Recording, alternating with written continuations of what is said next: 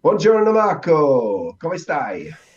Ciao Martin, buongiorno. Tutto bene? Grazie. E tu come stai? Benone, grazie, benone. E spero tutti bene. I hope everybody is doing okay. Now we've been told we don't ask how our, listeners are doing. So, come state? Oh, of course, yeah. We don't really seem to give much thought to the listeners, do we? We're just here having a nice conversation ourselves, aren't we? Yeah, I guess we started this assuming that nobody would listen, but then, a few people are. So, we should also ask them how they're doing, I guess. Yeah, I think we should kind of recognize that this is not just a therapy session for us. Very It's good. yeah, it's about the people out there on the internet, etc. Right, Exactly. okay, yeah, we hope everybody is well. Spero che tutti va bene. Oh, that's a lovely way to get this episode started since we're going to talk about this. We Mm, would say tutti in this case.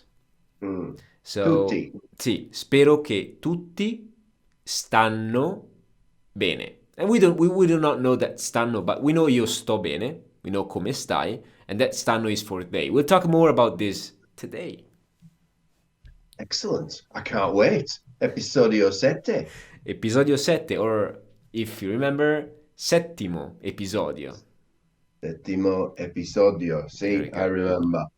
Right, we should go back then to the scripts that we did the conversations from the last episode. Correct. Um, so first of all, there was an extremely expensive postcard bought, wasn't there? Probably if you see a postcard and it's 350, you're in the wrong place. Una cartolina Sì, d'oro. una Yeah, cartolina d'oro. Good. yeah, golden postcard. Right, okay. So the postcard then, for those of you who were trying to guess, the postcard cost €3. I really struggle with that word. That's common for English speakers. When you have more than one vowel together, it's tricky to say. It's 3,50 euro. 3,50 euro.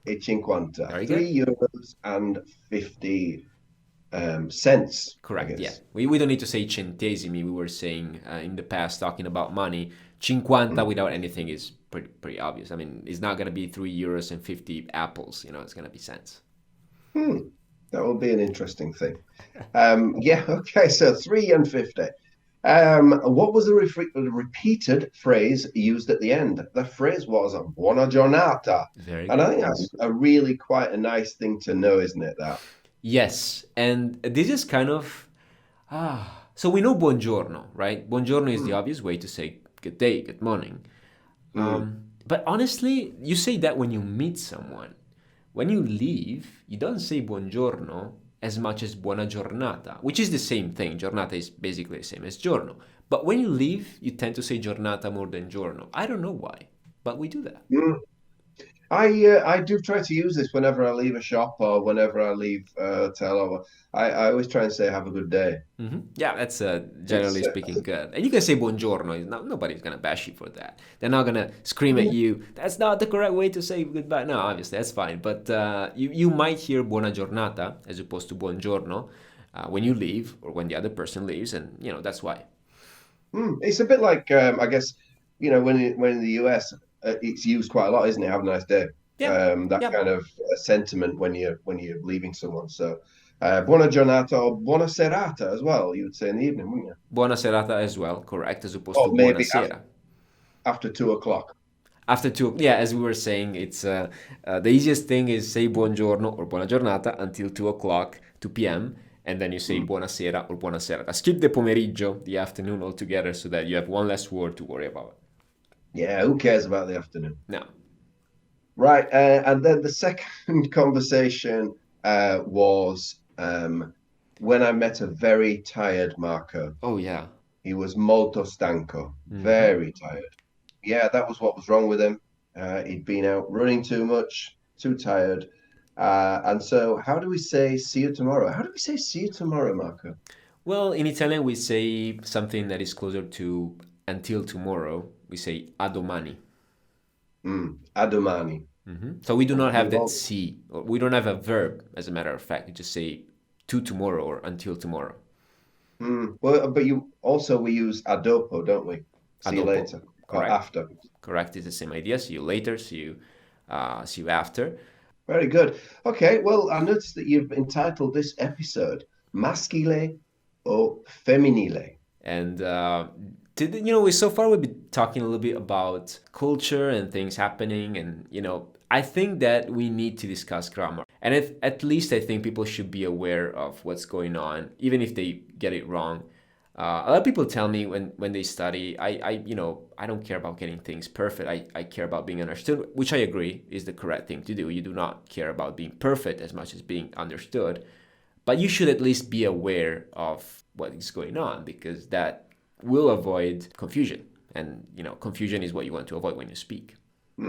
Absolutely right.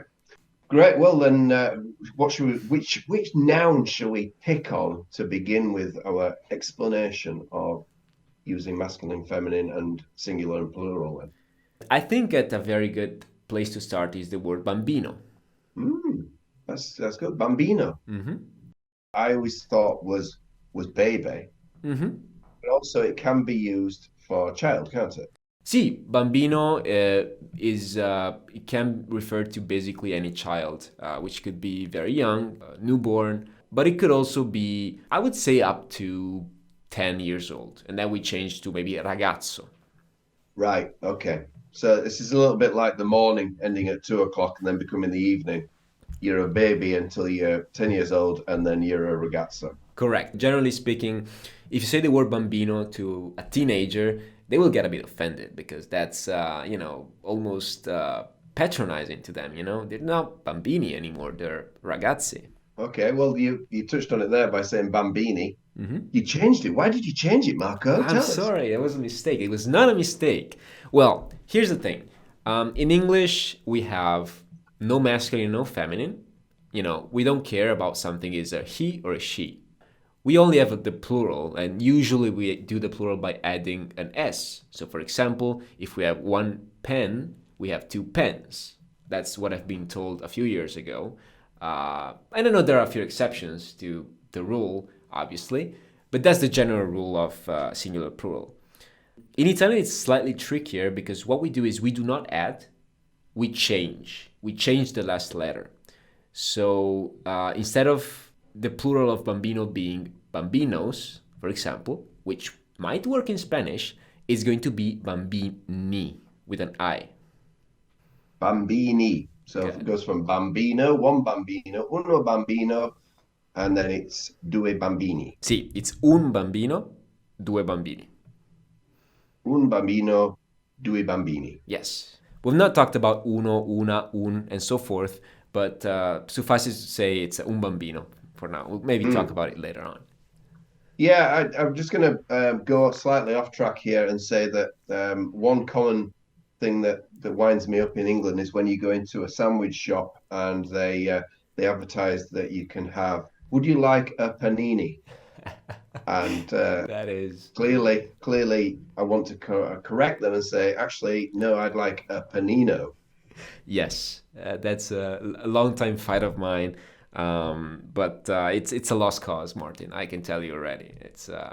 It was funny. I was seeing, I think it was a reel on Instagram or something, about this Italian American explaining how to correctly pronounce Italian foods, and I think it did not get a single one right. It was the funniest thing, and the funniest moment was when he tried to correct mozzarella to mozzarella, which neither of which is correct. And then someone asked him, "What do you think of the word gabagool?" And he was like, "No, that's right." Okay, but yeah, no, I agree with you. Paninis is not correct, because it would be un panino and due panini. For the same idea, for the same reason we just saw, that we changed the last letter, we do not add an S for the plural. So usually it's if you get a masculine noun and you've got an O ending, when it becomes plural, it becomes an I ending. Correct. Yes. So the example, again, I think the word bambino is a good example, because it works for masculine, feminine, single, plural. Un bambino becomes due bambini. Un bambino, due bambini, and then when they get older, un ragazzo, becomes due ragazzi. Esattamente, un ragazzo, due ragazzi. Same idea, an O becomes an I. So, if you say that wrong, if you say due ragazzo, okay, I will understand, what's going on. But it might be slightly confusing for you if you don't know what's going on because you might not realize that they're talking about something that is plural. So that could be tricky in conversation if you do not know that this could happen. So even if you use it wrong, which is fine, you should be aware that this is a thing, that this exists and happens. Mm-hmm. And bambino is a good word as well, like ragazzo, because you can also have a feminine bambino Exactly. and a feminine ragazzo. Yes. So another thing that trips up a lot of English speakers is that everything in Italian is either masculine or feminine. And when I say everything, I mean everything. Objects are masculine or feminine. For example, a chair, sedia, is feminine, whereas a table, tavolo, is masculine. And again, who decides that? I don't know. Yeah, But the same people who are making up place names. But you've mentioned table there, and you say that table is masculine, tavolo, see. but it is also tavola. Okay. We also have tavola, which is, I guess the word table can mean two different things in English and so in Italian. But tavola, for example, we say for the surf, tavola, the surf. Whereas tavolo is where you work or where you eat. You really do. We do, yeah. So you surf on a tavola. I do not surf because I'm unable to, but people do surf on a tavola, yes. Yeah, that's really good. So it's a surf table, not a surfboard. For us, it's a table, correct. Wow. Okay, brilliant. However, when you go into a restaurant or if you are booking a table, does it not become tavola? That's a good question. Un tavolo per due. I would still call it tavolo. Hmm. When you ask, we probably did this in the, we will do that in the script today. We will say un tavolo, and Mm. that's the general way to say it. We have some situations in which we would say tavola, but at this point, at this stage, I would say let's keep it simple. Table is All right, sorry. masculine. No, Yeah. it's fine. You're right. And the thing is, the more we progress with learning a language, the Mm. more we talk about one thing and we need to mention 15 different things, just the way it Yeah, that's works. the fun part of it, I think. I Yeah, agree. but I agree. yeah, let's stick with tavolo. Okay, so right, let's go back to the bambino, and if it's a feminine bambino, it is a Bambina. bambina. Yes. Okay, so So, when you got plural bambina, that doesn't go to I. It's not bambini. very good. Correct. So, bambina ending with an A means girl. The plural girls would be bambine ending with an English E or Italian E, whichever way you look at it. Okay, so una bambina, due bambine. Very good. Una bambina, due bambine. Okay, so similarly, una ragazza, a girl, due ragazze, Very good. Una two ragazza, girls. due ragazze. Correct. And again, you may not care about, okay, I said una tavola or I said un sedio, which is incorrect, and I use an adjective that is masculine. It's fine. I understand what you're saying, usually, unless, in a few situations it might actually be hard.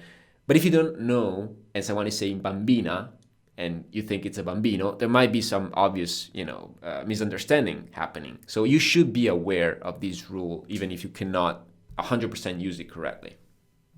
Yeah, that's great. I think it's quite straightforward rule is that if, and it's most of the time, I would say, well, from what I understand, about 95% of the time, that all stays the same. And there are some exceptions, but they're very few and far between. And when you come across them, they stand out, don't they? Yeah, there are exceptions, and I always say that the trickiest to learn is body parts.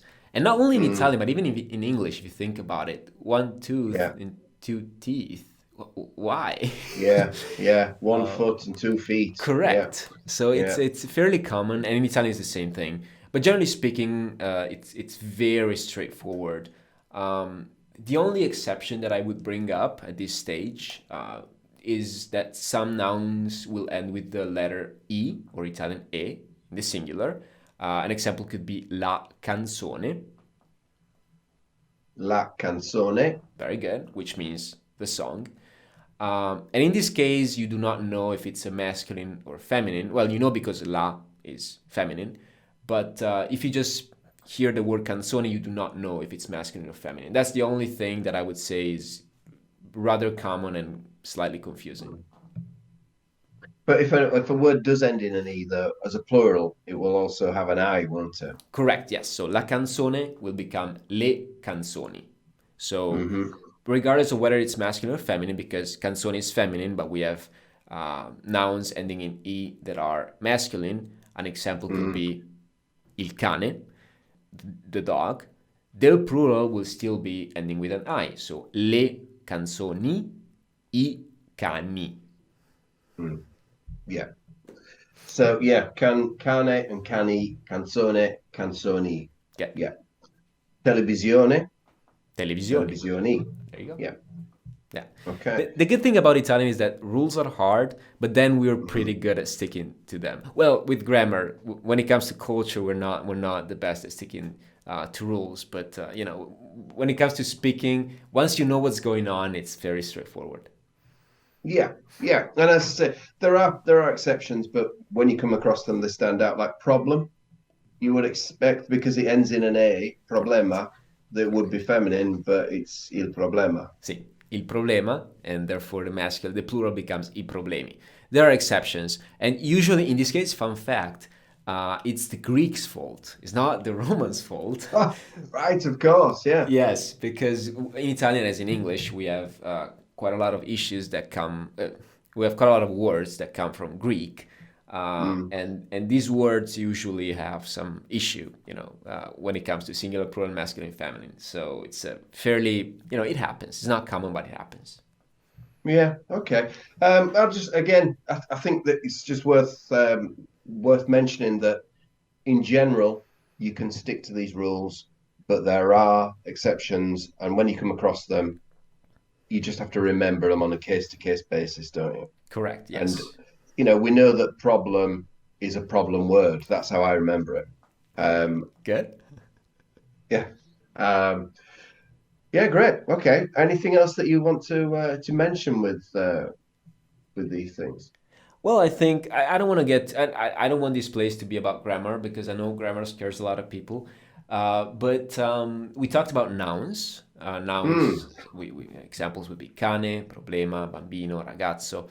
We also have adjectives. Now, if I say yeah. adjective, in your experience, is adjective a word that freaks people out? Well, I was a year six teacher for quite a long time, and that's years 10 and when they're 10 and 11 years old. And I always found that people when they're younger now in the UK, they understand these classes of words much better. And I think we'll have a whole generation of people growing up who will understand these things now. In general, a noun is a person, place, or thing, and an adjective is a word that describes a noun. Very good. Those are those are the simplistic ways of explaining both of those things, aren't they? That's the best. That's better than I could explain it. So we'll keep that. I agree completely, and I think a lot of people are a bit scared. Not much about the difference between nouns and adjectives, but adjectives and adverbs are a bit trickier. And the thing is, I mentioned this because adverbs we do not change gender and number. Adjectives we do. So, for example, in English, the word clear is an adjective. We would change gender and number, but clearly adverb, we would not change gender and number. So again, grammar can be complicated if you do not know what I'm talking about. But generally speaking, as Martin was saying, if a word refers to a noun, it's an adjective, and therefore we will change gender and number. Hmm. Yeah, I think that's a good rule to follow. Whereas an adverb is generally explaining a verb, and Correct. so that won't change. Correct. So again, clearly, for example, I speak clearly. That refers to the fact that I speak. So Mm. it's verbs that do not have a gender and do not have a number in Italian. We conjugate them, so but we do not. They do not have a gender and number, in of themselves, so to speak. Okay, right. Well, can you think of an adjective to describe a bambino, though, then that we can play with? A good example would be alto. So tall or high. Well, in this case, hopefully the bambino is tall and not high. But And also maybe not too tall. We don't really want a freakishly tall baby, do we? that is also correct, yes. But I think alto is a good example because it's fairly regular and it's a short word and it's easy to pronounce. Alto. Mm. Okay. So il bambino alto. Il bambino, alto. So masculine singular, everything ends with an O. Bambino, alto. So what would be the masculine plural in your opinion? I bambini alti. I bambini alti. Very good. Very straightforward. We should mention here as well that the word tall is after the noun. Very In good English, point. we would say the tall baby, which again sounds a bit weird. The tall baby, whereas in Italian, you would generally say the baby tall. Yes. Let's say that Italian is a bit less strict than English when it comes to word order, because since we conjugate and masculine, feminine, everything tends to be slightly clearer than English. But generally speaking, it's a good rule to put the adjective after the noun. An exception to that, a notable exception, is Tolkien. When we translate Tolkien's books, basically everything stays as in English, and adjectives tend to be before nouns, which sounds very elegant and kind of almost dreamlike to us. L'alto bambino. But don't do that when you speak. That's sounds funny. Right. Well, maybe you should be reading Tolkien's books in English, and then you wouldn't have that dilemma, would you? I never have, but you probably should. Yes, you do not try to not read translated books. It's a good rule, I think. Yeah, I'm gonna go away after this, and I'm gonna start reading Dante's Inferno in Italian as well, and see if I can. I mean, Italians cannot read that, so it would be very hard for you, Martin. I believe there's a lot of past historic tenses in there that could freak me out. That's the least of your problems. I think the problem with, and I don't want to talk about Dante's. That's really not my area of expertise. But the problem is that it takes for granted so many things about religion and symbolism that we have no idea about. That you just need to take a class in theology, and then you might be able to understand that like 50% of what he's saying. But obviously, religion was much better known back then, so it talks about numbers and things, and we don't know. I walked past a bloke in San Gimignano in Tuscany, who was dressed like Dante, and he was reciting the entirety of the book without anything in front, without no book. And I stood there for a while thinking, surely sooner or later he's going to slip up here. He can't possibly. It's like somebody standing there and deciding they're going to go through the entire works of Shakespeare and remembering it. Yeah. There is a very famous Italian actor, one of the very few that you will know outside of Italy, which is Benigni. Won an Oscar and walked, on top of the seats. Was pretty famous, yeah. And he actually does that. He memorizes chunks of the comedy and sometimes just recites it. Very good. Okay, well, we should probably go back to the tall baby that we're so frightened of. So we had Il Bambino Alto and I Bambini Alti, the tall babies, which that really should be some kind of Tarantino film. And then what about if these babies that are freakishly tall are feminine babies? Very good. Then in that case, it would be La Bambina Alta, if it's a tall girl. Yeah, I'll try again. La Bambina Alta. Very good, that's good. And then Le Bambine Alte, if it's the tall girls. Le Bambine Alte. Yes, correct. So in this case, again, that's a very straightforward word and very straightforward adjective. So everything ends with the same letter, right? Bambino alto, bambina alta, bambine alte, bambini alti. That is not always what happens, but I would say, and I'm going to make up a number here, I'm going to say that that's a good 67% of cases in Italian. Okay. Did you know that about 67% of statistics are exaggerated? I agreed, yes. So I don't know what the numbers is, but definitely, generally speaking, that's what you will find most of it, a majority of the time at least, I would say. There are some nouns, as we said, that do not end with O. We said il cane. There are also some adjectives that have only one gender, so they do not change for masculine and feminine. An example is a word that we all know from Starbucks. For example, grande. But for example, if you want to say the big baby, which is probably even worse than the tall baby, um, I've seen the T-shirt already with the big baby. yeah, that would be. If you have a good design for a T-shirt called the Big Baby, please send it to us. We cannot afford to pay. So the big baby would be il bambino grande if it's a boy, and la bambina grande if it's a girl. So grande does not change for masculine and feminine. And so would you say also it would be I bambini grande? No, that would be i bambini grandi, and Ah, as well le bambine grandi. right. So it changes in the singular and plural, but not in the masculine and feminine. Correct. That's the Right. way it So there works. are these words again. There are these words out there that we need to kind of watch out for. But in general, the rule will be that if I wanted to take a rule out of this episodio, that masculine nouns and also adjectives that end in O will be I in end in I in the plural, and feminine nouns that end and adjectives that end in an A will end in an E in the plural. Correct.